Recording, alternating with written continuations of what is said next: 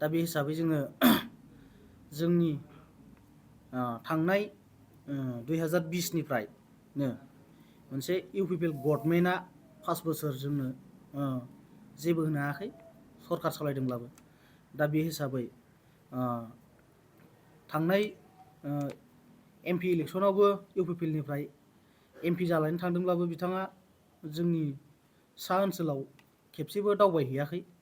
बे हिसाबै जोङो नैबे दानि बिधान सभा इलेक्सनाव जोङो जोंनि लुबैनाय जेनाखि बिजाथि बे बिजाथि हिसाबै जोङो श्रीमती शिवली महिलारी मेडामखौ जोङो बिजाथि हिसाबै जों लुबैदों लाइमोन हिसाबै। आरो जोंनि थाखाय बिथाङा बेखिनि गावनि रोंगौथि बा गुन गोनां गावनि माबाखौ लानानै बिथाङा जोंनि थाखाय मोजां खामानि मावनानै होलांगोन आं बेखौ आसा खालामदों। दा गोदो जा मेडाम प्रमिला रानी ब्रह्मआबो मावा नङा मावलांदोंमोन। बिथाङा दा बैसो जाबाय। बे हिसाबै बिथांनिफ्राय बिथाङा दा जिरायथ'नानै दिनै नैबे जोंनि श्रीमती शिवली महिलारी बिथांखौनो जोङो माने जोंनि लाइमोननिफ्राय जों बिजाथि लुबैदोंमोन आरो। दा जों लाइमोन हिसाबै जोङो बिथांखौ जोङो मदद होगोन आरो बिथांनो जोङो जोंनि जेनाखि खामानिखौ मावलांगोन बे हिसाबै जों बेखौ मदद होनाय जागोन आरो। दा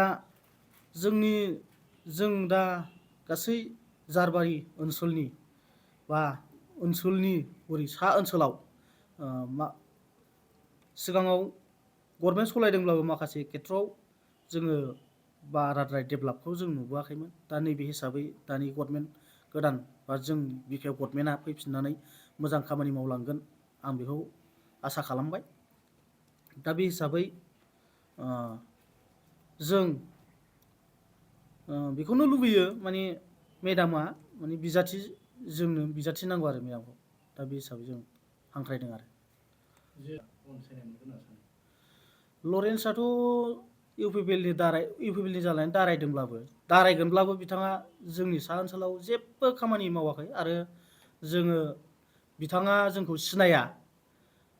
सिनाया आरो बे सा ओनसोलनि जेबो खामानिखौ जों मावनायखौ जों नुवा आरो बियो सा ओनसोल साइडनिफ्रायबो बिथाङा बहर मोना आरो जोंनि क'क्राझार जिल्ला बिपिएफ हान्जायाबो बिथांखौ रावबो मोजां मोना होननानै आं सानो आरो जोंनि मेडामानो बिजाथि मोनोब्ला बिथाङानो देरहागोन बे खोथा। नोंथांमोननि जाहारबारि ओनसोलनिफ्राय बेसेबांसो मददगिरिफ्रा शिवली महिलारीखौ अनसायनो होगोन?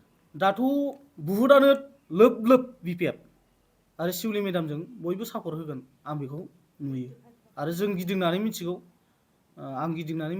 आङो बिथांनि थाखाय बुहुद खामानिबो मावलांगोन आरो बिथाङा देरहागोना खाथां आरो जेराव बिपिएफनि जानानै बयबो जानजि खाफ्रानानैसो दङ। दा बे हिसाबै जों मेडामखौ लुबैदों आरो। माखासे जौगाथायनि खामानिया नोंथांमोननि ओनसोलाव आद्रा जानानै दं बेखौ माबायदि मावजानो लुबैयो?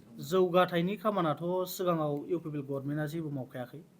दा जाखिनि सिगाङाव बिपिएफ गभर्नमेन्ट समाव जोंनि मेन लामाया जादोंमोनब्लाबो माखासे आद्रा दङ। मथा मथि 70% मावनांगौ दंबावो। दा बिथांमोनहा जेन'बा जुदि गभर्नमेन्टआव फैनाय हिसाबै मावफुंगोनखौ आं आसा खालामो आरो मावलांगोन बिथाङा बे हिसाबै आरोना। बिधानसभा बिसायख'थिया बारा सम गैलिया होननानै नोंथांमोना मिथिनो मोनदों। माबायदि नोंथांमोना भट होनानै शिवली महिलारीखौ जुदि टिकेट मोनोब्ला हाइकमान्डआ जुदि टिकेट होयोब्ला माबायदि मदद खालामगोन होनना सानो? बिथांनि थाखाय जोंथ' बुहुद जोंनि लाइमोन हान्जाया थैथां जों बिथांनो एकदमबारे सापर्टिं खालामगोन आरो जों बिथांखौनो देरहाहोगोन आरो बिथाङा 100% बिथाङा देरहागोनखौ जों मिथियो। नोंथांमोना जुदि हाइकमान्डनि सायाव सोनारो टिकेट होनाया मानो बे होनबा बिपिएफनिफ्राय सानै बिजाथि जिहेतु नोंसोरनि सिगांनि मन्त्रि प्रमिला रानी ब्रह्म दं आरो दा गोदानै बिजाथि हास्थायनाय शिवली महिलारी बिथांखौ नोंथांमोना बिजाथि लुबैदों। सानैनि गेजेराव सोरखौ नोंथांमोना गुबै मोनजाथारनो लुबैयो? आदसा दा बे प्रमिला रानी मेडाम बिथाङाबो बिजाथिखौ लुबैदों बे नंगौ आरो जोंनि श्रीमती शिवली मेडामाबो जों बिजाथिखौ जोंनिफ्राय लुबैदों।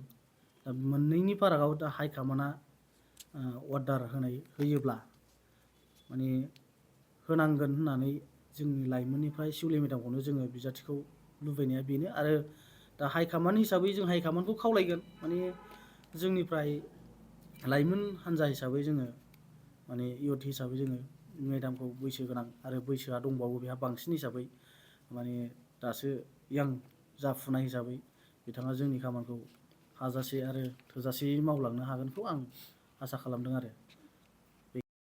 মই বনুগাঁও সমষ্টিৰ পৰা আমাৰ কোকৰাঝাৰ ৩ নং কোকৰাঝাৰ ST সমষ্টিৰ কাৰণে আমি এটা প্ৰেছ মিট দিছোঁ। আমাক দলীয় স্বাৰ্থৰ হিচাপত আমি এটা ছাৰ্ভে কৰিছিলোঁ। আমি 3জনী এটা গ্ৰুপ দি পেলাই ছাৰ্ভে কৰিছিলোঁ।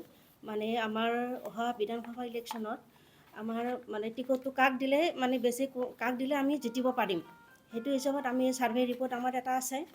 আমি গোটেই সমষ্টিটো ছাৰ্ভে কৰিছিলোঁ গোপনীয়ভাৱে। সেইটো হিচাপত 85% মানুহে আমাৰ এই সমষ্টিৰে আমাৰ মাননীয় চিফ হাগ্ৰামা মহিলাৰী ছাৰৰ মিছেছ শিৱলী মহিলাৰী ডাঙৰীয়ানীক মানে চবেই ছাপোৰ্ট কৰিছে, মানে 85% মানুহে ছাপোৰ্ট কৰিছে। গতিকে যোৱা 2020ত আমি সেই সমষ্টিটো হেৰুৱাব লগা হৈছে। গতিকে সেই সমষ্টিটো হেৰুৱাৰ ফলত ৰাইজৰ বহুত ক্ষতি হৈছে। উন্নতিৰ ফালৰ পৰা মানে একোৱেই উন্নতি হোৱা নাই গোটেই সমষ্টিটোত। গতিকে আমি এইবাৰো যদি সেইটো সমষ্টি আকৌ হেৰাবলগীয়া হয় তেতিয়াহ'লে আমাৰ 2030ত এইটো দলীয়ভাৱে বহুত প্ৰভাৱ পৰিব, সেইটো ৰাইজে বুজি পাইছে। গতিকে ৰাইজৰ উন্নতিৰ স্বাৰ্থত যদি আমাৰ হাইকামাণ্ডে যদি এইবাৰ টিকটটো দিয়াৰ ক্ষেত্ৰত অলপ যদি ভাবি চিন্তি যদি খালি দলীয়ভাৱে নাভাবি যদি ৰাইজৰ যদি অলপ চিন্তা কৰে, ৰাইজৰ উন্নতিৰ কথা চিন্তা কৰে, তেতিয়াহ'লে ৰাইজে বহুতখিনি সকাহ পাব আৰু ৰাইজক সমৰ্থন জনাব, সেইটোত সমৰ্থন জনাব সকলো ৰাইজেই। আৰু প্ৰমীলা ৰাণী বাইদেউ যদিও দলীয় হয়, পুৰণা মানুহ, একেবাৰে পুৰণা মানুহ, গতিকে এটা মানুহকে আৰু ৰাইজে চাব বিচৰা নাই। নতুনত্ব মানে ৰাইজে নতুনত্ব বিচাৰিছে, কাৰণ উঠি অহা যুৱক যুৱতী যিটো নতুন যুৱ চাম আছে সকলোৱে নতুনত্ব বিচাৰিছে। আৰু শিৱলী মহিলাৰী ডাঙৰীয়ানীক আমি যদি এতিয়া যদি দলত যদি আনিব নোৱাৰোঁ, হয়তো পিছলৈ দলীয় হিচাপত বহুত মানে এটা ক্ষতিকৰ পৰিৱেশ হ'ব বুলি আমি ভাবোঁ 2030ত। সেইটো হিচাপত বাইদেউক যদি আমি এতিয়াই যদি দলত আনিলে দলটো হয়তো আমাৰ যিটো উমেন আছে সেইটো বহুত ষ্ট্ৰং হ'ব আগলৈ, মানে 2030 বা 2035লৈকে আমি যিটো আশা কৰিছোঁ যে আমাৰ চৰকাৰ থাকিব, এইটো ষ্ট্ৰংলি আমি যদি উমেনখিনিক আমি যদি ওপৰলৈ মানে উঠাই ল'ব লাগে, তেতিয়াহ'লে আমাৰ শিৱলী বাইদেউক আমাৰ বহুত দৰকাৰ, আমাৰ দলত দৰকাৰ।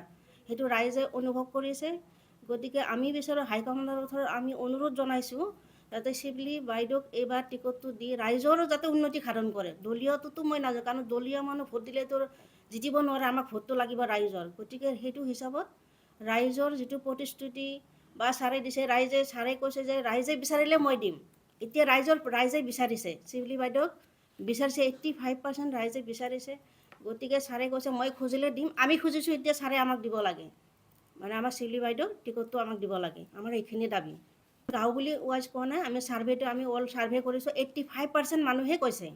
আমাৰ ছাৰ্ভে ৰিপৰ্ট হৈছে, অলৰেডি আমি ডিষ্ট্ৰিক্ট অফিচত জমা কৰিছোঁ আমাৰ এই ৰিপৰ্টবিলাক। তো সেইটো হিচাপত 85% মানুহে শিৱলী মেডামক বিচাৰিছে।